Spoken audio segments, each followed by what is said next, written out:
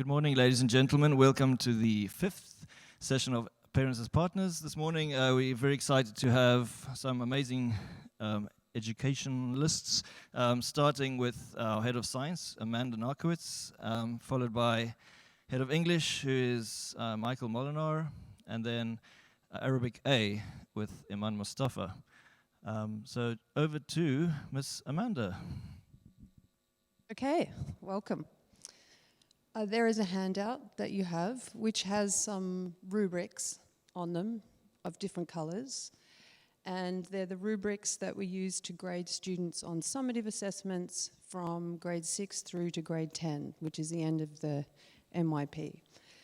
Also in your handout there is a glossary of science terms. So when I talk about the factors in science, you now have a definition of what those factors are. And then right on the last page, there is command terms that we use in science. Those command terms are actually used in DP as well.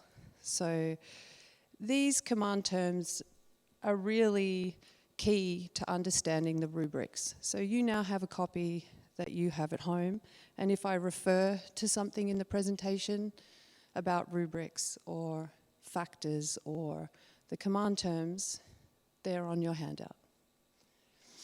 So I guess in this session, what you really want to know is a little bit about the program, maybe a little bit about the syllabus. What are we trying to achieve across the MYP for science education? And then what can you do at home to support that learning? So that's what I'm going to focus on. I have a lot of information on my slides because I know that this might be viewed later, and normally I wouldn't put so much information on my slides, but if you're not here in person and you're looking at them later, then this might help with a bit more detail. So, science is a practical subject as well as a theoretical subject. So along with everything you know about science that you learnt at school, which is laws and principles and content, we also have to teach skills. And some of the key skills that we need to teach are academic writing, because the reality is still that students sit an exam at the end of grade 12 where they have to write analyses and evaluations, and they have to demonstrate their critical thinking. So we still see academic writing as a key scientific literacy skill, but also there is graphing and mathematics. So those are skills that we concentrate on, especially with the grade 6 parents here in the audience. In the last strand of their criterion A, they have to interpret a graph. So that's a key skill in science. And then we also have to analyze scientific inventions and innovations, and we do them with the understanding that scientists in the real world don't work by themselves. They have to work with government agencies, they have to work in the technology industry. So we understand that science is not a discrete subject in the real world. So there is a progression of needing to go deeper with your knowledge and also needing to extend yourself in assessments. So you will see with the rubrics that I've given you that the expectation in the highest levels, that is the 7-8 band, are increasingly more difficult as they change from grade 6 to 7. And then again when they change from grade 8 to 9.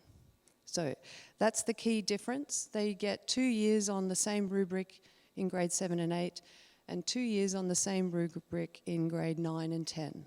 So there's opportunity to improve on those high bands of the criteria.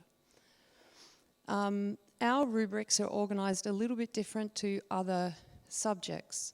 And the main feature that I'd like you to focus on is that at the top of each of the vertical columns, there is a sort of a statement about what we're grading.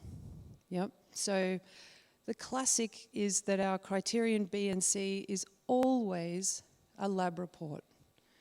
The criterion B, it doesn't matter if you're looking at grade 6, 7, 8 or 9 and 10, criterion B is always inquiring and designing. So it's always about making up an experiment. And then you do the experiment, and criterion C is always about evaluating that experiment. So together they form our lab report. Criterion A is often a test because the heading describes knowledge and understanding. And criterion D, the last criterion, is reflecting on the impacts of science. So that's where we get to look at how science works in the real world and respond to scientists working with ethical problems or moral problems, or working with environmental issues, or politics, economics, social and cultural issues. So we teach command terms explicitly that help the students understand how to be successful in the criteria and how to move to those top bands. We teach skills explicitly, so how do we make a graph and how do we interpret a graph. And we also teach writing frameworks explicitly in our subject as well. And these fall under what's called ATL. So you might hear that vernacular a lot. That is approaches to learning. Approaches to learning are important because we have to assess students' ability to work in a group, because scientists don't work alone. And we also have to assess research and citation skills. Okay, so ATL skills.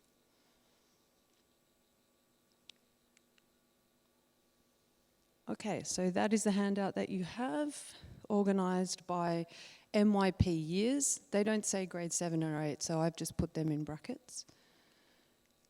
Your command terms and science glossary. So, the content knowledge. How do students progress through our course? We, as a department, have worked with PYP, EY and DP courses, of which there's 5 courses offered at Raha. And we have vertically aligned our content knowledge. Now, what that really means is that we have ensured that students get exposure at least once or twice to key principles, laws, and understandings in science, so that they feel when they graduate from the MYP program that they're prepared to make choices in those 5 DP courses. In grade 9, we try and give them a flavour of biology, chemistry, and physics. So we put them on a carousel, which means that they do 1 unit of each, and they change teachers with each of those units. So they have a specialist teacher. And then for the first time this year, we are trying year-long curriculum choices. So in grade 9, at the end of grade 9, students make a choice whether they want to do 1 or 2 sciences in grade 10, and which one they want to do, and they study that with a specialist for a whole year. That's new this year, 2019. Oh, sorry, I'll just go back. The reason we do that is that we feel like with the expectation level in DP, that this is a better preparation. So what our DP teachers noticed through the vertical articulation is that perhaps the exposure wasn't enough, and we see the grade 10 course as being, as giving us as teachers more data to help students and parents make better decisions about whether they choose higher level or standard level in their DP courses. So, what do you need to do at home? Well, I feel like if you understand how students are assessed on those rubrics, then you will understand their grades and the comments on their grades, and perhaps even the preparation for a summative assessment. So I feel that's important if you understand how rubrics work, what the command terms mean. And then I guess that one of the features of this generation is focus for long periods of time.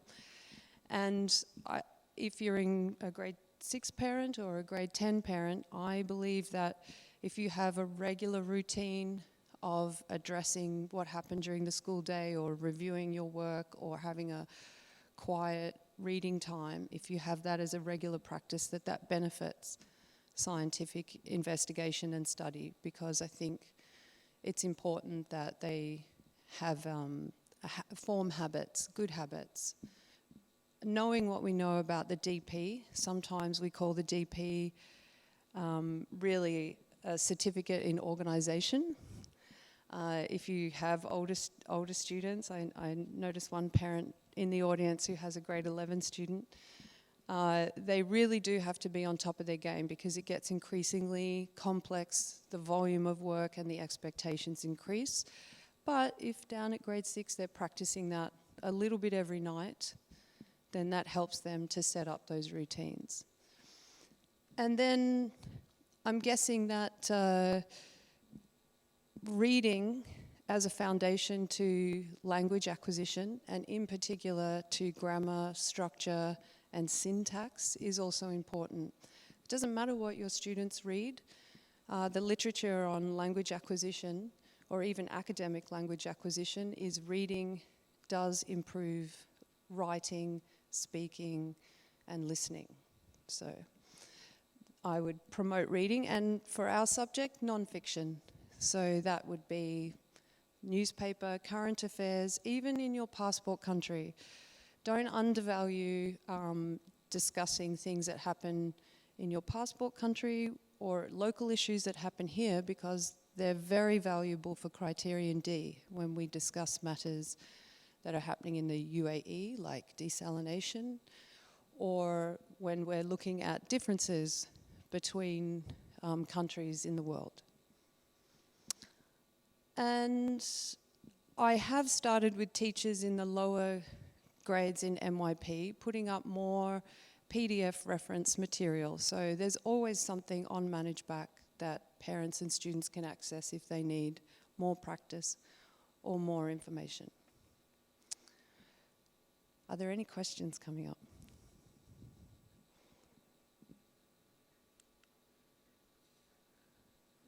I think that's about it. I will just give a short plug for the Centre for Excellence. This is a group of students who connect younger students with experienced older students in grade 10, 11 and 12 that have been recommended by their teachers. And we connect younger students with older students to work after school on a one-to-one basis. And the Centre for Excellence can help with one-off difficulties, like when they have an assessment coming up and they just need someone to check their work or some help, or it can be for a longer period of time. So if you see any information coming from school or on ISAMs to you as parents about Centre for Excellence, that's what it's about. Basically one-on-one help. Thank you. Are there any grade 9 parents here? One. Okay. Yes. Yes, we don't have any desire to change what we've started now. There might be some changes in grade 9, but not obviously for your child. But yes, they will have a choice soon about 1 or 2 subjects that they'd like to study for a year in grade 10. So the evening of the 12th of November, which is the first night of the three-way conferences, we will have a session for an hour for all grade 9 parents and students, where Amanda and her team will articulate as much as possible at this stage about the different courses, different options available. And then after that, we haven't established exactly when, we'll have an initial survey of what where students are leaning towards, and then final decisions will be made a little bit later. Okay, thank you very much, Miss Amanda, and over to the cat lover, Mr. Michael. Good morning, parents. My name is Michael Molinar, and I'm here today on behalf of the English department to provide you some insight into the structure of our English curriculum and some of the things that you can do as parents to support your children. Within the framework of the MYP, these language and literature course aims provide an overview of what learning experiences your children do every day in English. You can see that there's a great variety from developing critical, creative, and personal approaches to studying and analyzing literary and non-literary texts to simply developing a lifelong interest in reading. But these course aims do guide what we focus on within our classroom. One thing that's worth noting about the English program within the MYP is that it's not strictly a literature program. And within each year, students study 4 units. Usually half of them will be grounded in literary texts, and the other half will be grounded in non-literary texts. Beyond these overarching course aims, there are discipline-specific related concepts that students will study throughout the MYP that really feed into the diploma program. We identify 2 or 3 related concepts per unit that really serve as the foundation for the skills and the knowledge that students are developing. And with that, you can see a lot of what you would anticipate in the study of literature, as well as non-literary topics. Ultimately, these related concepts are what are evaluated in summative assessments. And again, within the spirit of the IB, these concepts do not exist in isolation, but as part of larger global contexts. In MYP English, the majority of assessments will always fall under either being analytical or creative. And unlike some other subjects, all 3 criteria tend to be evaluated at the same time within a particular assessment. So students will either demonstrate their understanding of a related concept by analyzing a text that they have studied, and with that, we evaluate how effectively they organize and communicate their ideas. And the other half of the time, they'll be producing some type of text to demonstrate their understanding of a related concept that we've studied. And with that, we're often evaluating how effectively they organize their ideas and also communicate their understanding using language. In some of the earlier grades, such as grade 6 and 7, producing text won't always be C, B, and D. We may just look at how they're producing a text and their language. But as the creative texts become more sophisticated throughout the MYP, these are typically how we are evaluating assessments. With that, in language and literature, over the 24 units of inquiry in MYP, students will complete 31 summative assessments.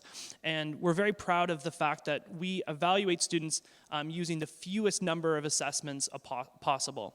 So in every grade except for grade 9, where there's an interdisciplinary unit, students will complete 6 summative assessments. And with that, we have more opportunity to provide formative tasks that allow them to have feedback in preparation for higher stake summatives.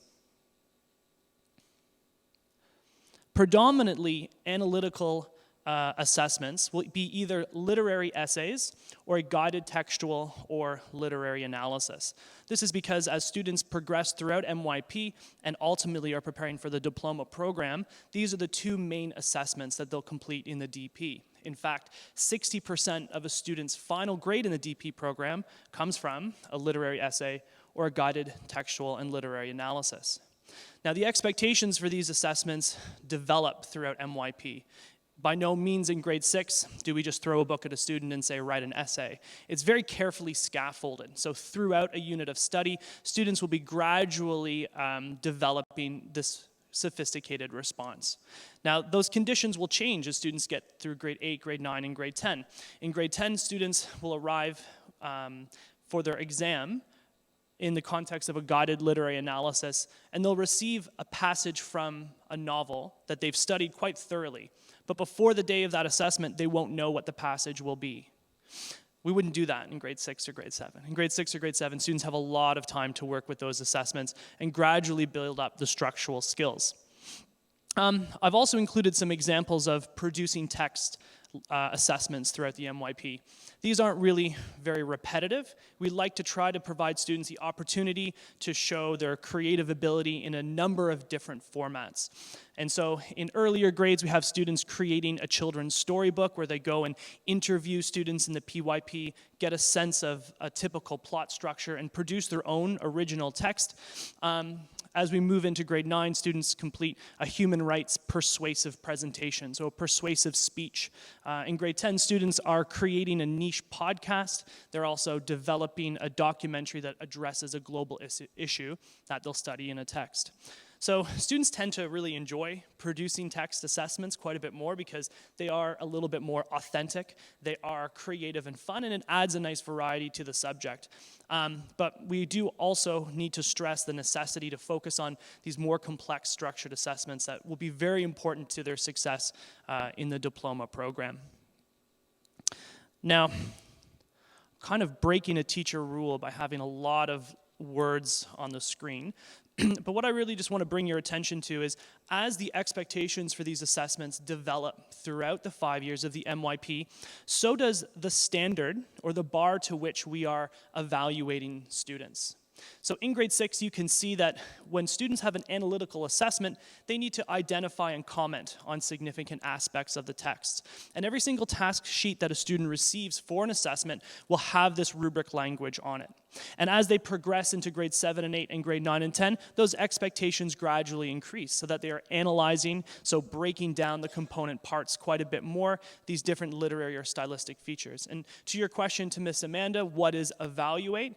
You know, one of our jobs as teachers is to make very clear the significance of these command terms so students realize the expectations of what they need to do to satisfy this rubric. If we look at the fourth strand at the bottom, they need to move from just identifying similarities and differences in grade 6. That assessment, for example, would be looking at myths from 2 different cultures, just identifying how these myths are similar and how they're different. Now, by the time they get to grade 10, they're writing a comparative essay on short stories from very different cultural contexts. And they're not just trying to identify how they're different, they need to evaluate the similarities and differences and the significance of those. In the same way with producing text, in grade 6, we have students, in grade 7, I like this assessment more, we have students making a vision board showing some of their goals and aspirations and then writing a letter to themselves in the future. That's kind of producing a text that explores and considers new perspectives and ideas. By grade 10, when students are creating a niche podcast, they're also reflecting critically on how this creative process has led them to consider and explore new ideas. So basically, the point I'm trying to make is that the expectations of these rubrics develop throughout the MYP, progressively asking more of students. This applies to their organization as well. In grade 6 and grade 7, it's easy for students to follow a very kind of formulaic, this is how you write an essay, follow this ABC structure. By the time they get to grade 10, they need to become adept at using a variety of different structures, prioritizing different aspects in order to create a response that's authentically engaging with the text. So essentially, the paint by numbers gradually decreases in terms of efficiency as students progress throughout the MYP. The rubric language for evaluating language in the MYP is in fact consistent, but as the expectations of assessments increase, that is adjusted to the particular task that they are completing. Overall, every single task sheet that a student receives, and these are very important for students because we prioritize setting very clear and tangible and achievable goals for students. We'll break this rubric language down to the very specific assessment that they are completing. And our teachers take a lot of time to go over task sheets with students to ensure that they understand what those expectations are. And here you can see for producing text the very specific goals that students need to include. So as I transition now into kind of providing some suggestions about how you can most effectively support your children, I would bring this to kind of the forefront of the number one thing you can really do to help them is as they're producing an assessment for their class, to review these task sheets with them, to review what those specific expectations are, and maybe ask them to show you, where are you doing this? Are you sure that you have included this? Because ultimately for us, when we evaluate what it is they have produced, we're doing it against these particular rubrics.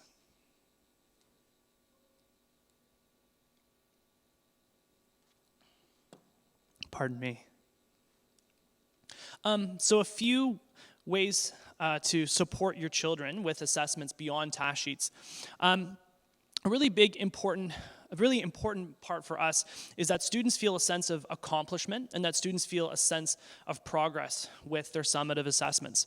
And we help them set reasonable goals. We look at the targets of what it is they have achieved historically within our subject, and then we look at what's that next step. Students don't tend to go from a 4 to a 7. They can in the long game, from grade 6 to grade 10, absolutely, that opportunity is there, but it happens through gradual improvement. So we really prioritize this, and we think it's important for parents as well to say, you know, on your last assessment, this was your total score. On this assessment, you've done a little bit better, and that's worth celebrating because that sense of progress and accomplishment as teachers, we feel really motivates them and shows them that they are working towards maybe loftier goals as they progress throughout our English curriculum. I think it's very important to avoid the temptation to contribute directly to your children's assessments. And that is something that we face as English teachers. It's very easy for me to sit down with Johnny and say, oh, I just love to rewrite that sentence. This is exactly how you should say it. But as parents, I'm sure that temptation is there as well. But what's really important is that you bring their attention. How could this idea be clear? How could you say this in a more sophisticated way? What's really your point or your main idea here? Again, reading over assessment feedback with your child, and help them reflect on how they can improve and develop. Our teachers, we pride ourselves on not just giving a number on a page, but taking time to say specifically, this is what went well, and this is how it could be even better. And after every assessment, we give time in class for students to look at their assessment feedback, look at their assessment, and really consider, you know, what could I have done better? But having these conversations with your children is very helpful. I think a big challenge in the MYP is also with student time management. MYP students have a lot of classes at once, and even though they don't have set exam times necessarily throughout MYP, assessments tend to happen at the same time. So being there to kind of support your child to make a timetable or set time outside of class where they're working on particular assessments and helping them maybe balance that, I believe, can be very helpful in supporting your child's success. Something that I believe is also very important is providing opportunities and encouragement for your child to read for pleasure. I know with my students in grade 11 and grade 12, quite often parents will ask me, you know, what's that?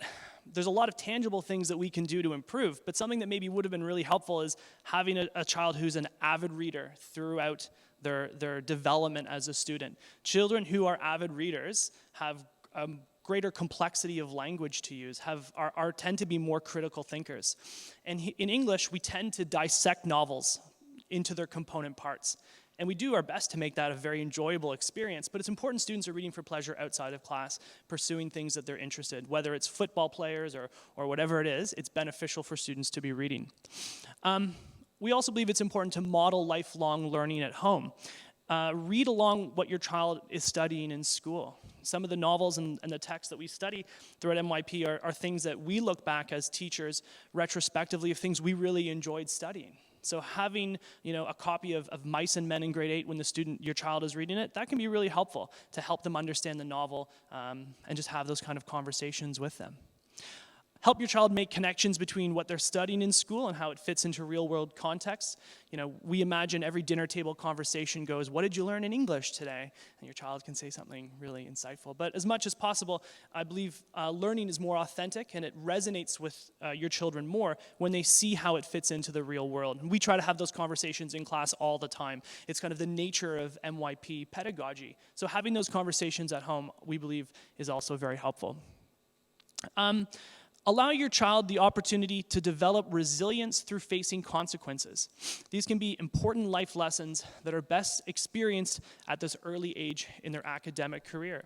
Our job as teachers is to obviously help your children develop the knowledge and the skills that they need to be successful learners, but we also need to teach them life lessons as well, and support your teachers in doing that. If a kid hasn't finished their homework and they get a detention for that, it's not the end of the world. Right? It's okay to kind of have that time, that lunchtime with the teacher to get that extra support, or to maybe allow that teacher to have conversations about time management. Unfortunately, every now and then, students make the mistake and are tempted to recreate work or reproduce work that's not authentically their own. Our job as teachers is to teach them an important lesson about that in MYP or in DP so they don't repeat those mistakes in university. So, allow your child to make mistakes and allow your child to face consequences of those mistakes at this early age. I think it's a very important part in the learning process. Having the necessary technology and resources at home is very important. We try to be paperless with the majority of assessments that we complete. Every now and then there may be a day where a student needs a printed hard copy of an outline or something with them like that in class. And we have facilities here at school for students to print work, for example, but they're not always entirely reliable, that your child can just walk to school, hey, I need to print this, press a button and get it. So having a working printer at home can be very beneficial. So sometimes in the morning there can be 20, 30 kids who are all trying to print something at the beginning of the day. And that can stress a student out before they go to class when they're going to be, presenting or performing in front of their peers. Lastly, avoid booking holidays during school time. I know I may be drifting away from my discipline a little bit, but when we had this conversation as a department, we felt that this is something that often can be quite challenging for students. Right before the spring break, it just so happens a lot of assessments tend to be due then. That's kind of the natural end of particular units. And if children are leaving 3 days early, they're missing out on having to complete assessments. They should be doing it beforehand. That adds the pressure on them. Or if not, they'll be missing new material when they come back and they have to complete them then. The last thing I'm going to bring your attention to is a software that we're using throughout MYP called Read Theory. All of your children have a dedicated reading class. In that reading class, they have time to read for pleasure, but before they do, we log them onto this platform. And this platform is really beneficial in developing analytical reading skills. It tends to be a small passage with a series of questions. Now, this doesn't necessarily sound initially very exciting for children. However, there is a very strong gaming element to it. And what happens is the questions and passages they receive are responsive to how well they've completed previous tasks. So it's constantly slightly raising the difficulty of what they're reading. Beyond that, this software generates a Lexile level, which is a universal difficulty level for reading texts. And you can use this to see what your children are reading for pleasure outside of class is the right level of difficulty. Right? We always want to be slightly challenging students more and more with slightly more difficult material. And this software is a great practice. Everyone is using it. You can access it. Not only can you just ask them to log in so you can see where they are at, they can invite you through your email address. You can have access to it at all times. But if you're going to a bookstore to buy a book or there's some books that your children are interested in purchasing, this is a really easy way to say, you should be maybe reading something a little bit more challenging. So thus ends the structured aspect or part of my presentation, and now I'm open to any and all questions. A question from you, Mr. Vaughn? I was just going to add there, Mr. Michael, I think during my second session I mentioned that the MYP is not a static curriculum at all, and I think English, or Michael in particular, is one of the main advocates for moving things forward at all times. So Read Theory is one example. I think Michael has rewritten pretty much the entire curriculum since he's been head of English for how many years now? 4 years? Oh goodness, I've been the head this is my 3rd year as a head of English faculty and my 7th year at Raha, my 7th year of a 2-year contract. And Michael has also taken it on to do a 4-month-long course through Harvard University along with 3 other colleagues in the department. So they're actually looking at the real cutting edge of strategies in the classroom. So I think Raha is possibly the best place to actually learn English in the world. I guess if there are no questions now, the last thing I'll say is that communication is very important to all the teachers in our department. We look forward to receiving emails from parents, whether you have questions, you require clarifications, concerns, anything. Please feel free to contact your teachers and share those with them. Oh, hi.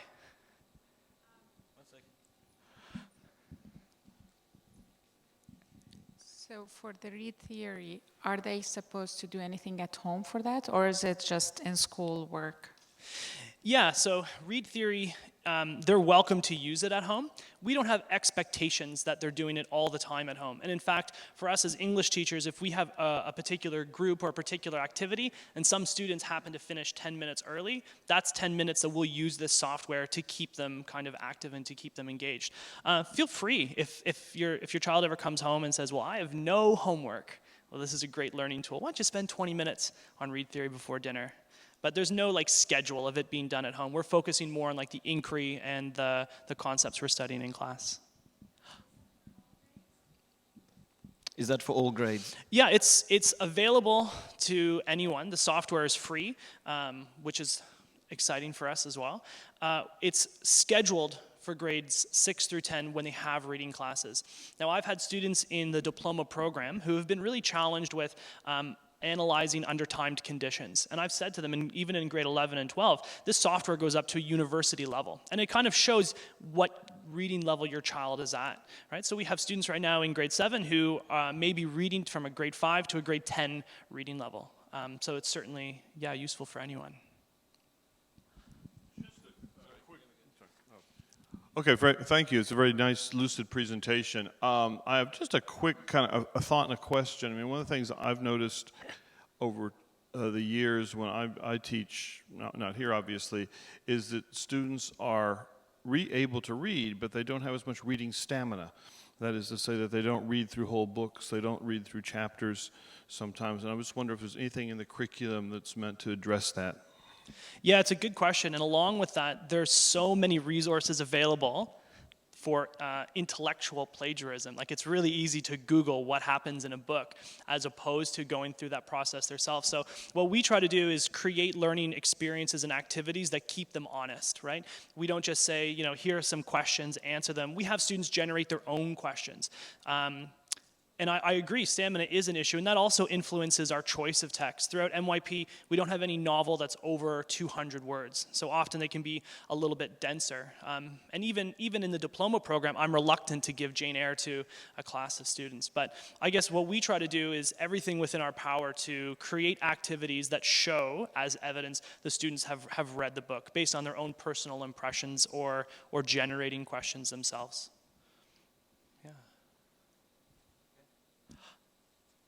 A hesitant question?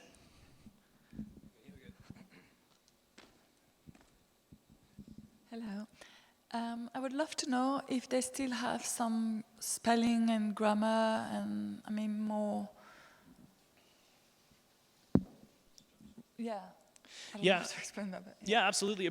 A big challenge transitioning from grade 5 to grade 6 is that we no longer have activities like spelling tests and bespoke focused grammar lessons. So the majority of the time, the way that we support students in developing their language skills is by identifying the specific mistakes that they make on summative assessments. I think that this is a challenge with the structure of the MYP and just the number of hours that we have for instruction. But that's, to us, is the most time-effective strategy, is after they've submitted something for a teacher to be able to say, you know, these are your next steps in terms of your language. And it really comes down mostly to the student's own individual reflections. So when they're reflecting on the work that they've created, they're reflecting on their assessment score, they can kind of come up with strategies. Well, according to my teacher's feedback, both formally on manage back, but even more often on annotations, I had a lot of spelling mistakes. What are the things I can do to improve that? Make a spelling list of these particular words. So quite often we're trying to encourage students to develop habits of recognizing their own mistakes and addressing them in future summative assessments. Another example could be the complexity of vocabulary. And then when it comes to things like grammar and sentence structure, we provide resources kind of in response to that for students to complete. But I do acknowledge it's one of the challenges with the increased structure of the MYP, and it's something that we're addressing right now, and we're even looking for software that we can perhaps use that's equivalent to read theory, that has a gaming element so students are kind of motivated to complete and participate in it. Okay, thank you, Mr. Michael. So just before we hand over to Ms. Iman for Arabic, for those of you who are staying for the Arabic, just a reminder that next week is the final academic side of the Parents as Partners, which will be design, arts, as well as individuals and societies. And then after that, there will be sessions on well-being, and these will be advertised on the parent portal by Ms. Naomi. So thanks so much for coming, and look forward to seeing some of you next week. And if you are a parent of an Arabic A student, please stay.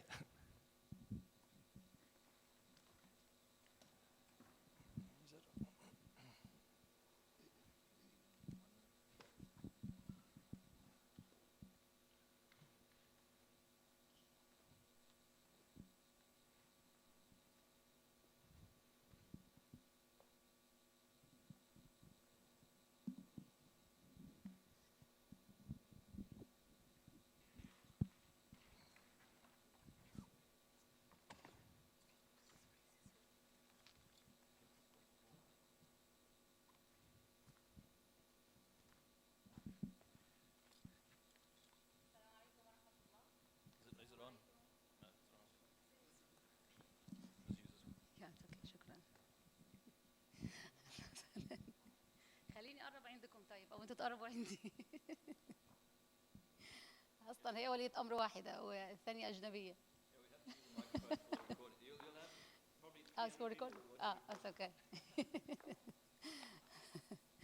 السلام عليكم، معكم إيمان إبراهيم، مدرسة اللغة العربية لصفي السادس والسابع، ومنسقة لقسم اللغة العربية ألف للعرب. اليوم بنعرض بعض المعايير اللي احنا بنستخدمها والأنشطة في مادة اللغة العربية في مدرسة الراحة. اللغة العربية في مدرسة الراحة، طبعاً أي لغة بتعتمد على مهارات اللغة الأربعة: الاستماع والكتابة والتحدث، وأي لغة الطالب يستخدمها بطريقة جيدة لابد أن يستخدم هاي الأربع مهارات: التحدث والكتابة والقراءة والاستماع. عندنا الفروق الفردية، بنراعي الفروق الفردية أيضاً في اللغة العربية، وعندنا مسابقات وعندنا أنشطة، ومن أهم الأشياء أن نشجع الطلاب على استخدام اللغة العربية. تدريس اللغة العربية مثل ما قلت سابقاً أن أي لغة لابد أن يتعلمها الطالب لازم يتحدث الأربع مهارات أو يستعمل الأربع مهارات للغة: التحدث، القراءة، الكتابة والاستماع. هذا طبعاً لتنمية الحصيلة اللغوية للطلاب، فلازم يستخدم الطالب اللغة العربية حتى يكون لديه حصيلة لغوية قوية يستطيع أن يعبر ويكتب موضوع تعبير. المعايير: التقييم في اللغة العربية بيكون على أساس 4 معايير. المهمة الكتابية، أول شيء ننزل التاسك شيت على المانج باك ونصف للطالب كيف يعمل على هذه المهمة، سواء مهمة كتابية أو عرض تقديمي أو نص قرائي. عندي 4 معايير. التحليل، عندي 4 معايير أساسية، وتحت كل معيار أساسي في معايير فرعية. المعلم يقوم بتحديد المعيار الفرعي والمعيار الأساسي للطالب ويشرح له ماذا سيفعل في هذه المهمة. هذا التحليل. وعندي التنظيم، إنتاج النص واستخدام اللغة. ربما الطلاب يعتقدون أن هذا المعيار هو أهم معيار بالنسبة لهم وأصعب معيار، وهو استخدام اللغة، لأنهم يتحدثون اللغة الإنجليزية ويفكرون باللغة الإنجليزية، لذلك بيكون عندهم أخطاء في تركيب الجملة أو بعض الأخطاء الإملائية.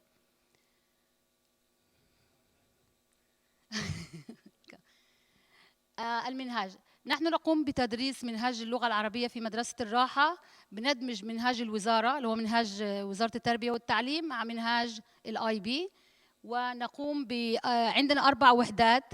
للاي بي والوزاره، في وحدتين الفصل الاول ووحدتان الفصل الثاني. عندنا ايضا قصص وروايات خارجيه وهي معتمده من برنامج الاي بي. عندنا للصف السابع روت لي الايام، والصف التاسع الشيخ والبحر، والصف السادس كليله ودمنه، والصف التاسع قنديل ام هاشم. هذه للصف العاشر الشيخ والبحر.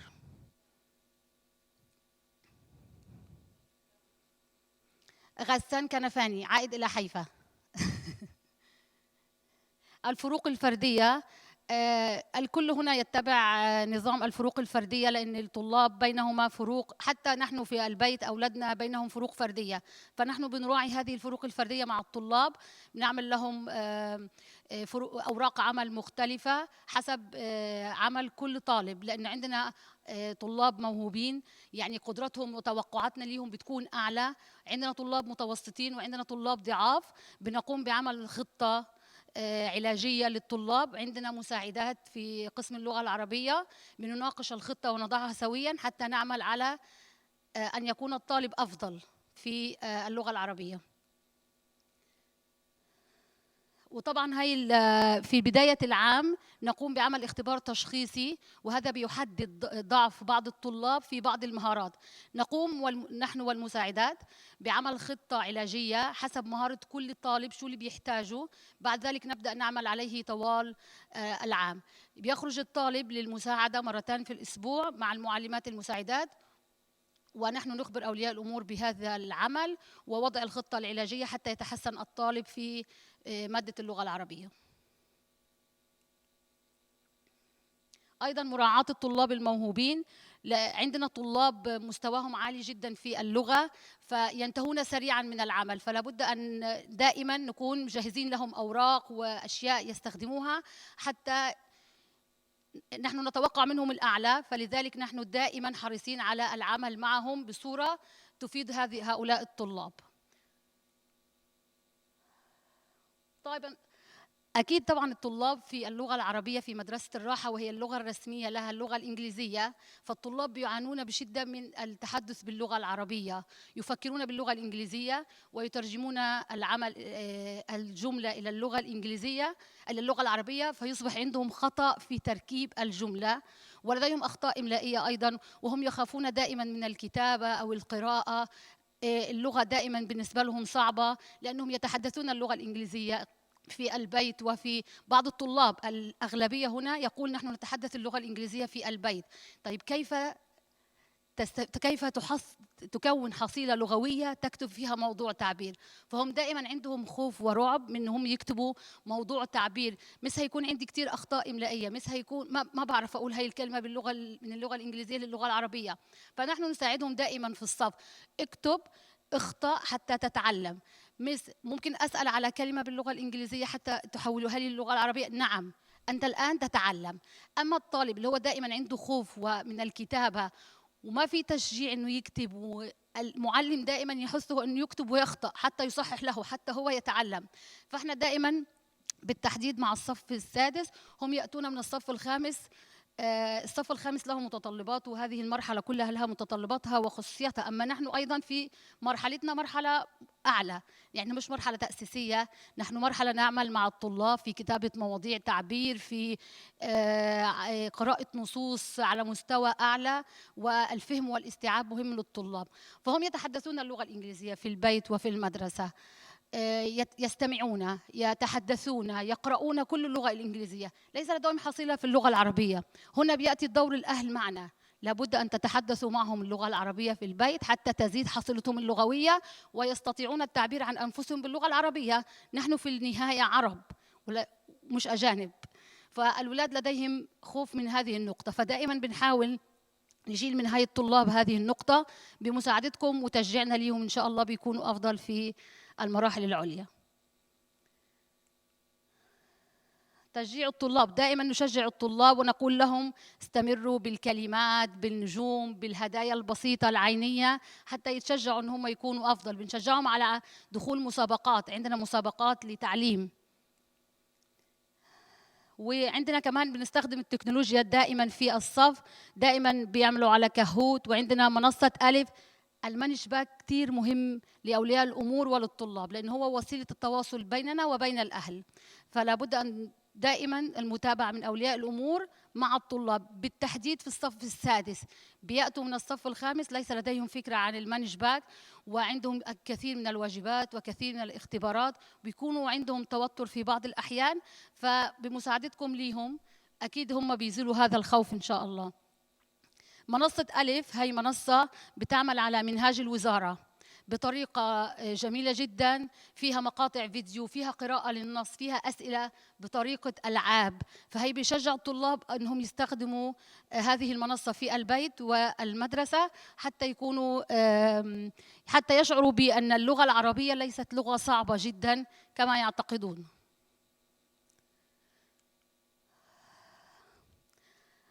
هذا شيء مهم جدا، ان الاهل يعني عندي طلاب يقولون ان الاب والام هم مختارين اللغه الانجليزيه للتحدث في البيت، فنحن نطلب منكم أن تساعدونا في هذه النقطة، أن يتحدث الطلاب اللغة العربية، لأنهم يتحدثون من مجرد ما يدخلوا المدرسة إلى الساعة الثالثة وهم يتحدثون اللغة الإنجليزية، ربما ما يكون عندهم ولا حصة لغة عربية، فهم يتحدثون بينهم وبين أصدقائهم والمعلمين باللغة الإنجليزية. فالجزء اللي في البيت من فضلكم يا ريت يكون باللغة العربية حتى تزيد الحصيلة اللغوية للطلاب ويستطيعون التعبير عن أنفسهم في مواضيع التعبير. والعلاقة بين الأسرة والمدرسة هي علاقة تكاملية، يعني ما بيكتمل العمل إلا بيكم. هاي بعض الأنشطة اللي بيقوم بها الطلاب في الصف. هاي لعبة كهوت عن معاني المفردات حتى تثبت في رأسهم ويكونوا أفضل.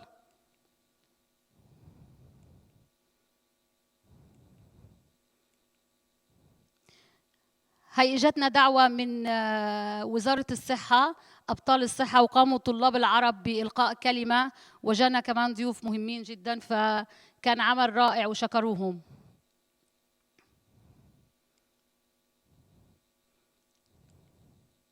هاي مسابقة تعليم.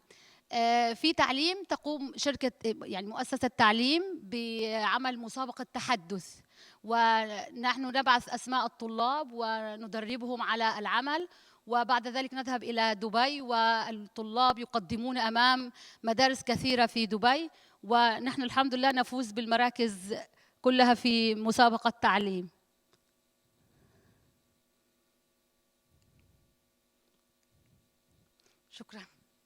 شكرا لكم، وأرجو ما أكون أطلت عليكم. يعني من لديه سؤال أهلا وسهلا. شكرا مس إيمان، يعطيك العافية. أي سؤال؟ حتى لو تحدثت بالعربي بالبيت، المشكلة بين العامية وبين الكتابة فرق شاسع. يعني أنا بتحدث مع أولادي بالعربي بيفهموا علي، بس لما يجي يعملوا نص تعبير بيبقى كتير صعب عليهم يلاقوا المفردات. يعني حتى نحن لما بنحكي معهم بالعربي بالعامية باللبناني يعني كمان بالذات كتير مختلف عن يعني حتى القراءة. يعني عطوهن، أنا ابني بالصف الثامن عطوهن كتاب لحتى يقروه من 200 صفحة، قريته أنا وياه يفهم، بس في كتير مفردات أكيد يعني ما بتمرق عليه بالحكي. يعني فرق بين البراد اللي نحن بنقول له براد، وفرق ما نسيت شو بنكتب، حتى يعني ما بيقولوا براد، بيقولوا يمكن ثلاجة مثلا. مثلا يعني عرفتي على سبيل المثال. كيف فينا نساعده؟ أنا ابني بيفهم اللبناني بس ما كتير بيفهم اللغة العربية إجمالا، والصعوبة أكتر شيء بالتعبير. التعبير كتابة والتعبير حكي. خليني بس بعد إذنك يا مس، مثل ما حضرتوا الإنجليزي مع مستر مايكل، هو الفروقات في كل اللغات موجودة، وفي اللغة العربية اللهجات، أنت تتكلمي لبناني، أنا أتكلم مصري، هذا يتكلم إماراتي، اللهجات موجودة والفروقات. لكن النقطة اللي تحدثت عنها المس إيمان هي إنه الطالب مع الأب والأم، وخاصة في البيت، يجب استخدام العربية حتى وإن كانت لهجة لبنانية أو لهجة عراقية أو إماراتية أو غير ذلك. على الأقل لو استخدم كلمة براد مقبولة، لكن لا يستخدم كلمات مثلا فرنسية أو كلمات إنجليزية. نفس الشيء في الإنجليزي عندما يكون المدرس من نعم صحيح 100% صحيح مثلا صحيح. أيضا نطلب من الطلاب في الصف وفي كل مكان أنهم يتحدثوا باللغة السهلة البسيطة، ما بنطلب منهم لغة صعبة. حتى الطلاب زي ما حضرتك تفضلتي إن في كلمات كثيرة ما بتمر عليهم في الحياة اليومية أو في إنهم يتحدثوا، ولكن زي ما قلت لحضرتك في الصف إحنا نقوم بهذا العمل. اكتب وأنا سوف أصحح لك، ونكتب في النهاية مفردات المول، السوق التجاري. عندما تكتب في المرة القادمة لابد أن تتذكر هذه المعلومة. فنحن دائما نقوم بهذه الأشياء، ولكن المشكلة أنهم يفكرون باللغة الإنجليزية ويترجمون، والترجمة تأتي خطأ، لذلك هو يجد صعوبة لأن الحصيلة اللغوية بالإنجليزي أكثر من اللغة العربية. فالقراءة، الموضوع اللي حضرتك تحدثتي عنه في موضوع الكتاب، إحنا بنترك للطلاب أنهم يختاروا الكتاب اللي هم يفضلوه. فممكن يختار كتاب أسهل شوي في الفترة الأولى إلى أن يكون حصيلة لغوية جيدة أو أنه هو يستوعب كل شيء. ممكن يختار كتاب بسيط يكتب عنه مع أستاذ عبد الله، بعدين يختار أصعب، فيبدأ بالسهل وبعدين يتدرج إلى الأصعب. كمان نقطة اللغة العربية الفصيحة المستخدمة اللي هي اللغة الوسطى اللي بنسميها إحنا لغة الإعلام. لذلك نحن نستخدم كثير في صفوف اللغة العربية المجلات والجرائد. يعني ليست لغة عربية فصحى قديمة صعبة جدا، لا، هي قريبة من اللهجة الإماراتية واللبنانية والمصرية والأردنية، تشبه كل اللهجات. مثل في اللغة الإنجليزية مثلا المدرس من أستراليا والطالب من أمريكا، وفي فروقات في الكلمات واللفظ أيضا نفس الشيء. لذلك نرحب باللهجة اللبنانية في البيت ونرحب باللهجة حتى المصرية. نتعلم. المهم أن يتكلم ويكون أقرب.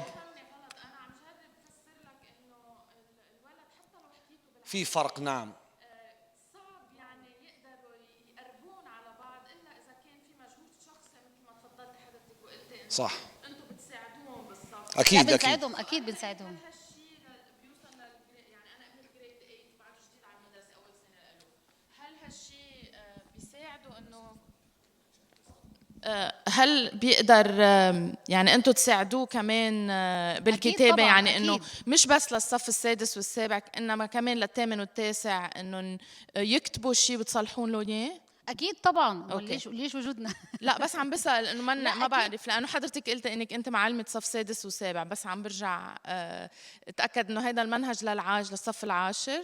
نعم. السنة الماضية كنت أدرس من السادس للعاشر، فنحن هاي الصفوف كلها متقاربة يعني. أوكي، شكرا. ولكن طبعا المتطلبات، أنت تقصدي حضرتك المتطلبات صف التاسع والعاشر هي أعلى، فهو بيبدأ الآن القراءة باستمرار، استخدام اللغة العربية البسيطة وليست الصعبة، كل هاي بيقوي الحصيلة اللغوية ويستطيع بها التعبير عن نفسه فيما بعد، ولا يخاف من أي شيء، يكتب والمعلم يصحح له، إذا ما أخطأ ما بيتعلم. قسم المساعدة في اللغة العربية موجود للطلاب من السادس وحتى الصف العاشر. نعم، من السادس وحتى الصف العاشر. وكما تعرفون العمل يكون مع المعلم، طالب، أسرة، الثلاثة يعني يتعاونون باستمرار حتى يتحسن الطالب مثل كل المواد. يعني طبعا باستمرار احنا بحاجة إلى نستمع من الأهل والطلاب حتى نعمل سويا. تفضل. بخصوص المساعدة هاي يكون في فترة الدراسة ولا بعد المدرسة يكون في شيء تقوية يعني لا والله احنا ما عندنا تقوية إلا إذا كان مدرس في كلاب بعد المدرسة من 3 ل4. في بعض المدرسين بيعملوا مساعدة للطلاب الضعاف. بس والله إلى الآن ما بعرف مين اشتغل على هذا العمل، فحضرتك فيك تتابعي مع المدرسة وبتكون في معلمين بيعملوا هاي المساعدة بعد المدرسة. أما المساعدة اللي احنا بنحكي عنها الآن فهي بتكون أثناء حصة اللغة العربية. يطلع من الحصة؟ بيخرج هي بنكون عندنا 90 دقيقة. الحصة بتكون 90 دقيقة، فبيخرج الطالب مع المعلمة المساعدة 45 دقيقة ويدخل الصف مرة ثانية 45 دقيقة. ما راح يضيع عنا يعني مثل المنهج أو يكون متأخر عن الباقين إذا هو طلع من الحصة؟ لا، ما هم بيعملوا معنا في بنفس بس العمل اللي احنا في بنقوم عدد فيه، مجموعة أقل، ومع تركيز الفروق أعلى. الفردية مثل ما قلت لحضرتك حسب إمكانيات الطالب. ربما نغيروا النص، اللي الطلاب مثلا بياخدوا نص، ربما نعطيه نص أقل شوي أو نص أسهل حتى هو يساير العملية التعليمية، ما يتوقف يعني عند العمل. وهل اللي بيكون له علم إذا هو في ضمن هذا المجموعة الضعيفة؟ يعني أنتم تبلغون الأهل أنه هو احنا بعد اخترناه وراح يطلع مثلا في الحصة؟ نعم، بعد الاختبار التشخيصي احنا ارسلنا لكل اولياء الامور اللي اولادهم بيحتاجوا أوكي. الى دعم، وارسلنا لاولياء الامور وقلنا لهم انهم عندهم بعض المهارات فيها ضعف، وعملنا خطه علاجيه مع المعلمات المساعدات، وارسلنا لهم كمان في بعض اولياء الامور طلبوا ان احنا نرسل لهم الاختبار التشخيصي حتى يرى ماذا فعل ابنه، وبالفعل ارسلنا وقلنا انه سوف يخرج مرتين في الاسبوع 45 دقيقه 45 دقيقه. شكرا.